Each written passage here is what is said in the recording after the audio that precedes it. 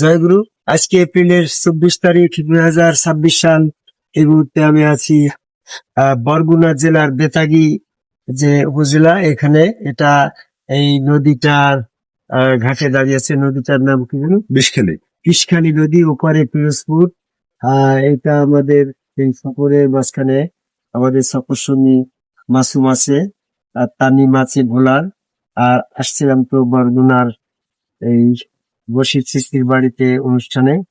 তো আমরা এদিকে মোংলা পোর্টে যাব। সেই হিসাবে আমি মাঝখানে একটু কথা বলতে চাচ্ছি যে যারা স্রষ্টার প্রেমিক, তাদের এক স্রষ্টা ছাড়া আর দ্বিতীয় কোনো জায়গা নেই। কেন স্রষ্টার কোনো বিকল্প নাই। কারণ যে স্রষ্টার সাথে তার মহব্বত হয়েছে, প্রেম হয়েছে, স্রষ্টা সৃষ্টি তার স্রষ্টার কাছে সমর্পিত হয়েছে। এই সমর্পণের জায়গা, স্রষ্টার সমর্পণের জায়গা তো রসুল। রসুলের কাছে গিয়ে সে এইভাবে রসুলের কাছে গিয়ে যে নিজেকে সমর্পিত হইল, তো রসুলের স্রোত, আল্লাহ স্রোত, রসুলের আল্লাহ রসুল হচ্ছে আল্লাহ পাকের ঠাই ঠিকানা। এখন রসুল বিচ্ছেদদার হয়ে গেছে, রসুল যে হারিয়েছে, সে তো স্রষ্টাকে পাওয়ার আর কোনো বিকল্প ব্যবস্থা, আর বিকল্প ঠিকানা, বিকল্প কোনো অধ্যায় তার জীবনে আর আসছে না। তাহলে স্রষ্টার বিকল্প যখন নাই, একমাত্র রসুলই হচ্ছে স্রষ্টাকে পাওয়ার মিডিয়া। যার রসুল বিচ্ছেদ হয়েছে, রসুল বিরহ হয়েছে, সে তো স্রষ্টার বিরহে, সেই স্রষ্টার বিরহকে, সে বিরহের জ্বালা জুড়ানোর আর একটা তো জায়গা নাই। কারণ স্রষ্টা তো আর একটা নাই। এক স্রষ্টার প্রেমিক যে সেই স্রষ্টার সন্ধান পেয়েছে গুরু রূপে, রসুল রূপে, সেই রূপ দর্শন ছাড়া স্রষ্টার প্রেমের জ্বালা মেটানোর আর কোনো কোথাও পৃথিবীতে আর জায়গা নেই। যদি থাকতো তাহলে স্রষ্টা যদি আর একটা হইতো, সেখানে গিয়ে তার যন্ত্রণা, জ্বালা যন্ত্রণা মেটাতে পারতো। কিন্তু যেহেতু স্রষ্টা একজন, তাহলে সেই স্রষ্টার প্রেমিক যে গুরু রূপে স্রষ্টা দর্শন করেছে, সেই রূপ দর্শন ছাড়া তার সেই স্রষ্টার প্রেমিক, আল্লাহর প্রেমের বিরহ বিচ্ছেদের জ্বালা মেটানোর আর কোনো জায়গা নাই। এজন্য আমার মনে হয় যে পৃথিবীতে সবচেয়ে অভাগা আমি হয়তোবা। এই জন্য যে গুরু বিচ্ছেদে যখন মনে হয় যে তুমি ছাড়া আমার আর কোনো যদি জায়গা থাকতো, তাহলে তোমার কাছে আসতাম না। তোমাকে ছাড়া আর কাউকে যদি ভালোবাসার জায়গা থাকতো, তাহলে তোমাকে ভালোবাসতাম না। তাই তোমাকে পেলেও আছি, না পেলেও আছি। তোমার ছাড়া আমার আর কোনো জায়গা নাই, তাই বারে বারে তোমার কাছে আসি। তুমি ছাড়া আমার আর কেউ নাই, তাই তোমাকেই ভালোবাসি। এই স্রষ্টার প্রেমের যে স্বাদ, স্রষ্টার প্রেমের স্বাদ একমাত্র বিরহ বিচ্ছেদ বেদনার মাঝে প্রভুর কাছে, প্রভু যে কি এটার উপলব্ধি করা যায়। যদি বিরহ না থাকতো, তাহলে প্রেমের কোনো স্বাদ অনুভব করা যেত না। তাহলে ত্যাগের বিনিময়ে যে উপলব্ধি আসে, ভোগের বিনিময়ে সেই উপলব্ধিটা সৃষ্টি হয় না।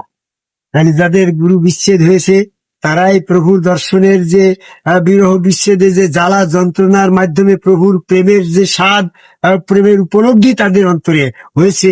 তাই এই জীবনে যাদের অর্জন হয় নাই, তাদের তো আর বিসর্জন বলে কিছু নাই। যখন আমার যৌবনে আমি আমার গুরুর সান্নিধ্যে কাটিয়েছি 12 বছর, সেই দিনগুলা আমার এখন আর নাই। সেই দিন 12 বছর আমার অর্জন হয়েছিল, তাই আমি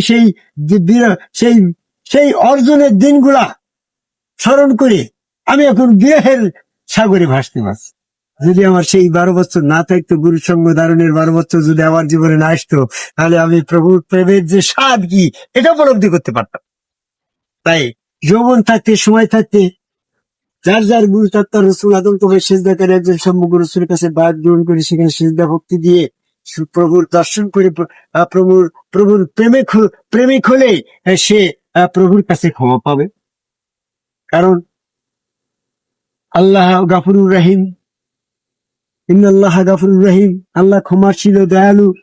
সেই আল্লাহ পৃথিবীর সমস্ত কিছুকে সৃষ্টিকে যদি ক্ষমা করে দেয় তা আল্লাহর কোনো ক্ষতি নাই। আবার যদি সমস্ত সৃষ্টিকে শাস্তি দেয় দোজখে দেয় তাতেও আল্লাহর কোনো লাভ নাই। তাহলে আল্লাহ গাফুরুর রহিম কেন সমস্ত পৃথিবীর মানুষকে ক্ষমা করতে পারে না? ক্ষমা করতে পারে না, শুধু একজন ইবলিসকে ক্ষমা করা লাগবে। যদি সবাইকে নিঃশর্ত ভাবে ক্ষমা করে দেয় তাহলে ইবলিস ন্যায় বিচার দাবি করে আল্লাহর কাছে ন্যায় বিচার দাবি করবে, সবাইকে আপনি ক্ষমা করলেন, আমাকে ক্ষমা করলেন না, তাই আমার প্রতি আপনি জুলুম করেছেন। আল্লাহ তো কার পর জুলুম করে না। তাই আল্লাহ পাক যেহেতু ইবলিসকে ক্ষমা করতে পারছে না, ক্ষমা করার জন্য মানুষকে ক্ষমা করতে গেলে ইবলিসকে যে শর্ত সাপেক্ষে জান্নাত থেকে বহিষ্কৃত করা হয়েছে সেই শর্ত আদম সেজদার শর্ত দিয়েই পৃথিবীর সকল মানুষকে ক্ষমা করেই জান্নাতে দিবে। তাই আমরা যারা এই আদম সেজদা বাদে অন্য ভাবে ইবাদত বন্দিগি করে আল্লাহর কাছে ক্ষমা প্রত্যাশী হচ্ছি, এটা আসলে আল্লাহ পাক ক্ষমা করতে পারতো যদি ইবলিস না থাকে। ইবলিসের শর্ত পূরণ না করা পর্যন্ত আল্লাহ যেমন ইবলিসকে ক্ষমা করতে পারবে না, যে শর্ত ইবলিসের পরে দেওয়া হয়েছে জান্নাতে যাওয়ার, সেই শর্ত পূরণ না করা পর্যন্ত কোন সৃষ্টিকে স্রষ্টা ক্ষমা করতে পারে না। কি এই জন্য আমি দেখেছি সূরা ইমরান 132 নম্বর আয়াত, যারা আল্লাহর আনুগত্য করবে, রাসূলের আনুগত্য করবে, তাদেরকে আল্লাহ দয়া ক্ষমা করবে। এখানে আমরা যদি আল্লাহ করি, আল্লাহর আনুগত্যটা আমি করতে পারছি, কিন্তু রসুলের আনুগত্যটা তো আমার বাদ যাচ্ছে।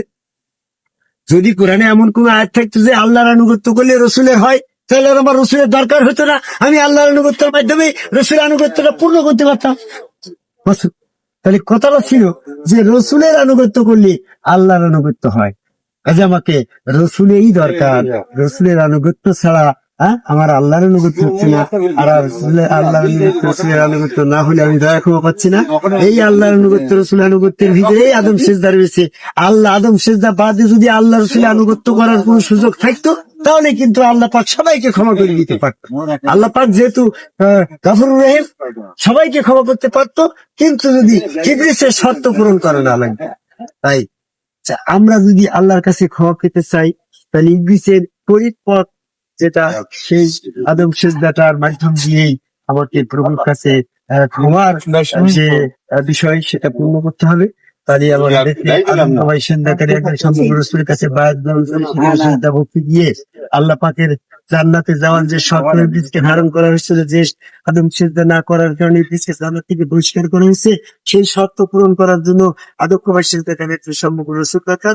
সেখানে আদম কুমার আল্লাহকে সেজদা দিয়েই আল্লাহর রসুল আনুগত্য পূর্ণ করার দরকার। আর রসুল আনুগত্য পূর্ণ হলেই আল্লাহর আনুগত্য পূর্ণ হবে, আর আল্লাহ রসুল আনুগত্য পূর্ণ হলেই সে দয়া ক্ষমা পাবে। সূরা 125 নম্বর আয়াত। তাই আল্লাহ পাকের কাছে ক্ষমা পাওয়ার জন্য আমাদেরকে সম্মুখ কাছে বা আদম কুমার সেজদা করা দরকার। জয় গুরু।